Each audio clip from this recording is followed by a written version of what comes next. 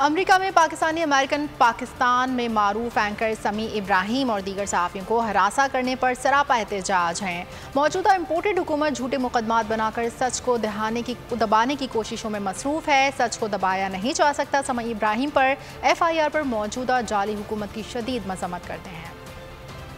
ये जो पाकिस्तान में समी इब्राहिम स्पेशली उनके खिलाफ जो कोर्ट केसेस किए जा रहे हैं, जो उनको दबाने की कोशिश की जा रही है, ये टोटली रॉन्ग है। हम इसको कंडेम करते हैं। आप इसको वापस लें। उनको हरास किया जा रहा है और ये बहुत बड़ी ज्यादती है। ये मुल्क और कानून की कॉन्स्टिट्यूशन उसके भी खिलाफ है। तो टोटल नाजायज़ है, उनके साथ ऐसे नहीं होना चाहिए और हम भरपूर अमेरिका में बैठे हुए उसकी मजम्मत करते हैं कि समी इब्राहिम के साथ ऐसा नहीं होना चाहिए। कंडेम करते हैं जितने हमारे जो मेन सहाफ़ी एंकर हजरात हैं, अरशद शरीफ साहब हो गए, इमरान रियाज साहब हो गए, साबिर शाकिर साहब हो गए और समी इब्राहिम साहब हो गए, जिन्होंने हमेशा हक की आवाज़ बुलंद की है।